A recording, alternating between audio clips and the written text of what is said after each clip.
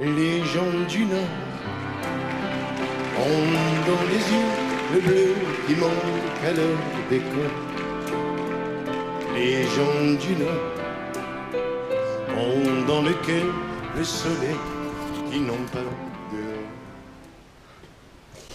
Bonjour à tous et bienvenue pour cette nouvelle vidéo de la série Redevenir Pro. C'est la troisième vidéo, ça fait 3 mois que j'ai repris le poker. Et cette fois-ci, une vidéo un peu différente des deux premières. Les deux premières, bon, je vous ai montré un peu mon style de vie dans le Nord, à Lille, mon grind. Voilà, bon, je pense que vous êtes suffisamment inspirés pour le moment. J'avais envie de faire une vidéo, un peu une sorte de retour d'expérience, puisque comme vous le savez, quand j'ai recommencé le poker il y a 3 mois, j'étais perdant en NL25, là je suis gagnant en NL25, je suis gagnant en NL50, je vais bientôt shotter la 100.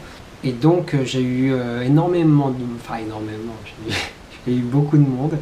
J'ai eu beaucoup de monde qui m'a demandé via Facebook ou en live, j'ai repris en live, qui m'ont demandé mais comment tu fais? Comment fais-tu? Je m'attends. Et finalement, quand beaucoup de gens aujourd'hui me disent « Mais comment fais-tu pour avoir cette humanité ?» Pour être aussi bon. Eh bien, je leur réponds très simplement, je leur dis « C'est ce goût de l'amour. » Non, mais en gros, comment est-ce que j'ai fait? Quelles sont les adaptations que j'ai réalisées pour passer de perdant en L25 à gagnant?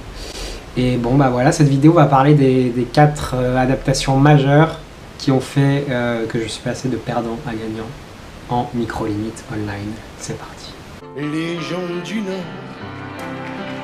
Cette histoire de continuation bet, il n'y a pas de recette magique, évidemment, à ça. Il ne s'agit pas de dire tu dois ces bet 37,8% du temps, ça n'a aucun sens de dire ça. Ça dépend des vilains, de leur agressivité, ça dépend de leur tendance à vous coller ou pas, s'ils sont règles, s'ils sont récréatifs. Donc on ne peut pas faire une recette magique. Par contre, ce qu'on peut résumer, c'est une sorte de process mental qui est pourquoi tu es en train de ces bet, est-ce que tu es en train de value ou est-ce que tu es en train de bluff? Si tu es en train de value, quelle main tu es en train de value? Si tu es en train de bluff, quelle main tu es en train de bluff? Et finalement, quand on se pose la question à chaque fois qu'on a l'intention de c-bet, on joue de manière beaucoup moins automatique, parce que finalement on c-bet un peu de manière automatique parfois. Enfin, je c-bet un peu de manière automatique, c'est un X. Et on c-bet beaucoup moins. Voilà, parce qu'on n'est ni en train de value ni en train de bluff, donc du coup on va check. Et donc cette adaptation qui paraît pas grand chose a priori, c'est BT-, elle a une incidence vraiment profonde sur le jeu, elle a eu vraiment une très très profonde incidence sur mon jeu, parce que j'ai check foldé beaucoup plus, et 2, pour pas être trop lisible, pour pas me faire exploiter, parce qu'à chaque fois que je check j'ai l'intention d'abandonner, j'ai dû inclure des mains que je CBT avant dans ma range de check, des mains qui pouvaient check coller, check raiser, et finalement donc ce petit truc de CBT-, ça a vraiment profondément changé mon jeu. Ça m'a rendu beaucoup plus solide, beaucoup moins exploitable.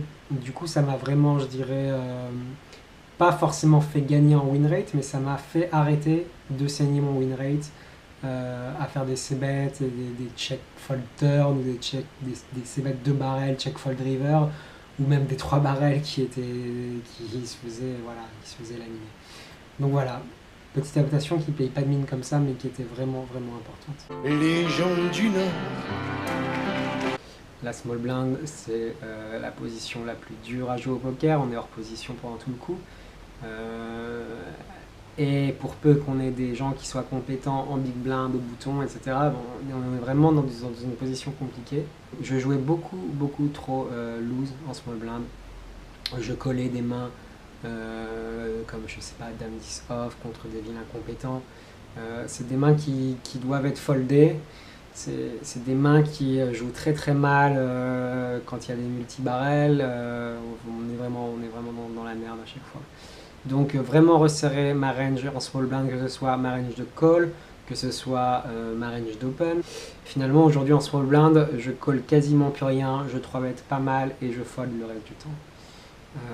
Voilà, là encore une adaptation qui m'a fait gagner pas mal, non pas parce que j'ai commencé à crush, mais parce que J'ai juste arrêté de perdre de l'argent bêtement dans plein de spots, plein de petits spots où je perdais beaucoup d'argent cumulé, bah, ça me niquait mon win rate. Et cette adaptation m'a fait gagner pas mal d'argent. Les gens du Nord. Alors ça a vraiment été un axe de progression majeur dans mon jeu. Je crois que c'est le truc que j'ai le plus bossé. Mes 3 bêtes avant, c'était un peu à l'intuition, un peu au petit bonheur, la chance. Quand je voyais un spot, je le prenais.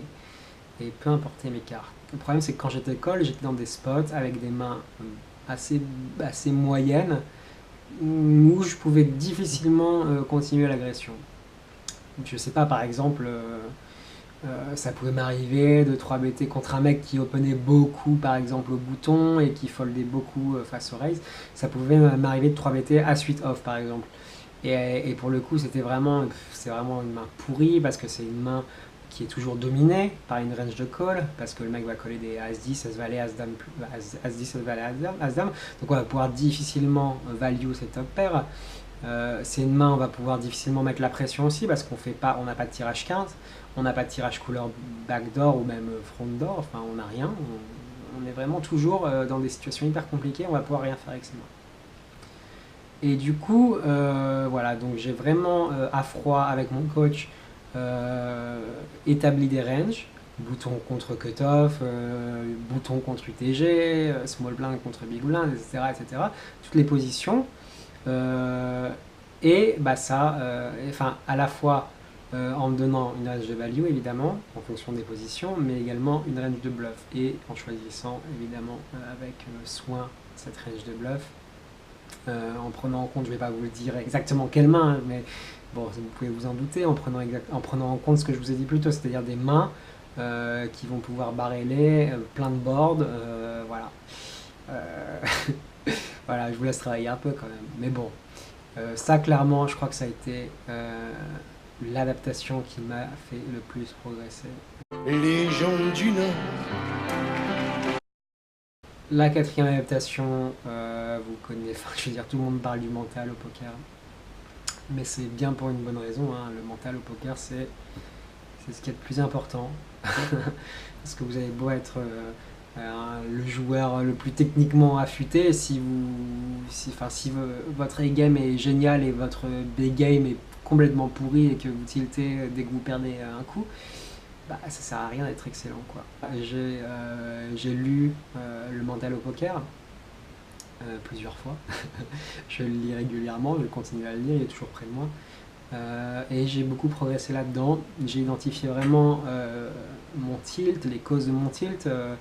En l'occurrence, moi, c'était le tilt d'injustice, le tilt de entitlement, c'est-à-dire le fait d'avoir le sentiment qu'on doit gagner tous les coups parce qu'on est le meilleur. Et donc on tilt dès qu'on ne gagne pas un coup, par exemple, contre un créatif. Donc j'ai vraiment identifié les tilts, enfin, précisément, c'est-à-dire que ça sert à rien de savoir qu'on tilt, quoi. Oui, je tilt, ok, d'accord, mais on s'en fout de savoir ça. Ce qui est important, c'est de savoir pourquoi exactement on tilt, quelle est cette forme de tilt. Et à partir du moment où on sait ça, c'est bien expliqué dans le bouquin, je vous recommande vraiment, vraiment le mental au poker. Une fois qu'on sait pourquoi on tilt, bah, c'est beaucoup plus facile de régler ce problème-là. Moi, ça a été à coup de post-it à côté de mon écran avec des phrases très précises du genre il n'y a pas de justice au poker, tu n'as aucun droit de gagner cette main. Enfin, c'est vraiment des trucs bizarres, hein, mais n'empêche que ça marche vraiment bien. C'est-à-dire qu'on est en train de tilter, on lit cette phrase-là et bam, oui, effectivement, bah ouais, c'est la nature du poker. J'ai aucun droit absolu de gagner une main, c'est comme ça. Et du coup, ça m'a fait beaucoup de bien pendant mes parties. Je crois que c'est vraiment ça qui m'a fait gagner le plus d'argent au final.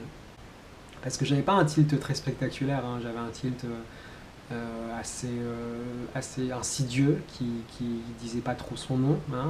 Moi j'avais un tilt qui me faisait coller un peu plus, qui me faisait devenir un peu calling station, qui me faisait jouer un peu en mode robot. Et donc c'était pas spectaculaire, hein. J'étais pas le genre de gars à envoyer tapis à chaque main. Mais je perdais beaucoup d'argent finalement. Même parfois ça durait 2 jours, hein. C'était tellement subtil que je ne me rendais pas compte. Et maintenant voilà, je suis beaucoup plus conscient de tout ça. Et ça me fait perdre beaucoup moins d'argent, donc ça m'en fait gagner.